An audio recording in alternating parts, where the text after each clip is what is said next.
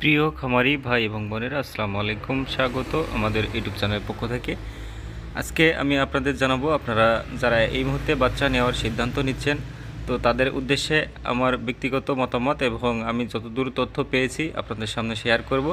তো অনুগ্রহ করে আপনারা সম্পূর্ণ ভিডিও জুড়ে সাথে থাকবেন। তো আমি চেষ্টা করব এই ভিডিও দ্বারা আপনাদের কিছু না কিছু উপকার করার। তো দর্শক, চলুন শুরু করা যাক আজকের ভিডিও।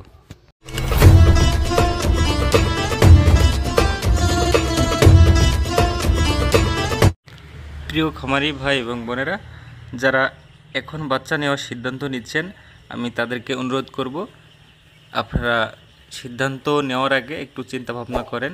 যেহেতু শীত সিজন, তো শীত মৌসুমে মুরগি আসলে খুব বেশি চাহিদা থাকে না। তো চাহিদা না থাকার কারণ একটা, সেটা হচ্ছে শীতকালীন সবজি প্রচুর বাজারে আমদানি হয়। তো যখন সবজি বাজারে আমদানি হয়, তখন অবশ্যই সবজির সাথে মাংস রান্না হয় না, বিধায় মাংস চাহিদা কিছুটা হলেও কমে যায়। তো প্রিয় দর্শক, সবজি যখন আমদানি বেশি হয়, দাম কমে যায় সবজির, তখন মাছের চাহিদা বেড়ে যায়। আমরা বরাবরই প্রত্যেক বছর যেটা দেখে আসতেছি, সেটাও এই বছর ব্যতিক্রম হবে না।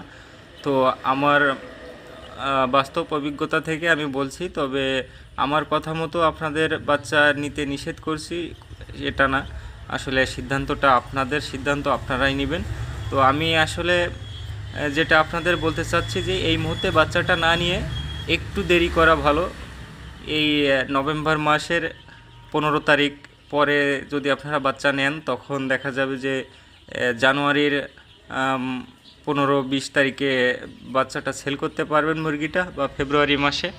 তো ফেব্রুয়ারি মাসে যখন মুরগিগুলো সেল করবেন, তখন শীতের চাপ কমে যাবে, শীতের যে সবজিগুলো সেগুলো বাজার থেকে আস্তে আস্তে কমতে শুরু করবে। তো তখন বাজারটা ইনশাল্লাহ আশা করা যায় খুব ভালো থাকতে পারে। তো এই মুহূর্তে যারা নিতে চাচ্ছেন, চিন্তা ভাবনা করে নিতে পারেন। তো সামনে বাজার আসলে কি হবে বলা যায় না, যেহেতু এটা বাংলাদেশে কোনো পণ্যের দাম কমুক আর না কমুক, মুরগির দাম কমে, এটা স্বাভাবিক। তো আমরা দেখে আসতেছি, বাংলাদেশে যে পণ্যের দাম একবার বেড়ে যায়, সে পণ্যের দাম আর কখনো কমে না। তো আমরা যারা মুরগি সেক্টরে আছি, আমরা আসলে ভুক্তভোগী। আমাদের বেলায় মুরগির দাম ওঠানামা করে, কমে। তো যখন কমে যায়, তখন এতটাই কমে যায়, খামারিদের নাজেহাল অবস্থা হয়ে যায়। তো আপনারা চিন্তা ভাবনা করবেন, ভেবেচিন্তে দেখবেন, তারপরে সিদ্ধান্ত নেবেন। ইনশাল্লাহ আপনারা লাভবান হতে পারবেন। তো আপনারা আমি বলছি বলে না, আমি নিষেধ করছি আপনাদের এই কারণে যে শীতকালীন সবজি যখন চাপ থাকবে, তখন অবশ্যই মুরগির দামটা কিছুটা হলেও কমে যাবে। এটাই বাস্তবতা, এটাই সত্যি। আমার যতটা অভিজ্ঞতা আছে, আমি সেই অভিজ্ঞতার উপর ভিত্তি করে আপনাদেরকে বলছি। তো আপনারা যদি এই মাসটা পরে বা ডিসেম্বরের 15 তারিখে যদি আপনারা বাচ্চাটা নেন, তাহলে সবচেয়ে ভালো হয়। তো যখন ফেব্রুয়ারির 15 তারিখে আপনারা মুরগিগুলো বিক্রি করবেন, তখন ইনশাল্লাহ বাজার খুব ভালো থাকবে। সেই সময় সবজির চাহিদা বাজারে কম থাকবে। তো সবজির চাহিদা যখন কম থাকে, তখন মাংসের দিকে মানুষ ঝুঁকে, তখন মাংসের দামটাও বৃদ্ধি পায়। তো আশা করি আমি আপনাদের বোঝাতে সক্ষম হয়েছি, এবং আপনারা যারা এতক্ষণ সাথে ছিলেন তাদেরকে ধন্যবাদ জানাই। আর যারা শুধু মাত্র ভিডিও দেখে চলে যান, তো তাদের কাছে অনুরোধ করছি, অবশ্যই সাবস্ক্রাইব করবেন, আমাদেরকে সাপোর্ট করবেন। আমরা প্রতিনিয়ত আপনাদের সাহায্য সহযোগিতার জন্য কাজ করি, ইনশাল্লাহ ভবিষ্যতে করে যাব।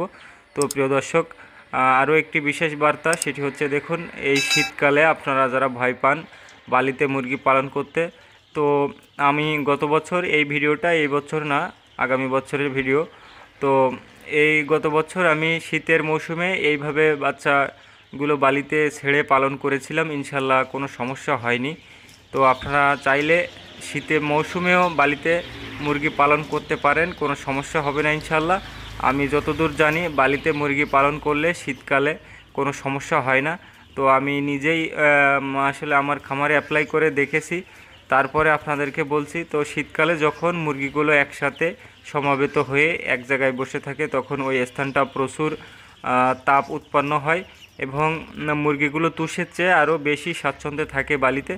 তো আপনারা বালিতে যারা মুরগি পালন করতে ভয় পাচ্ছেন, তারা নিঃসন্দেহে বালিতে মুরগি পালন করতে পারেন, কোনো সমস্যা হবে না ইনশাল্লাহ। তো দর্শক, এই ছিল আজকের ভিডিও।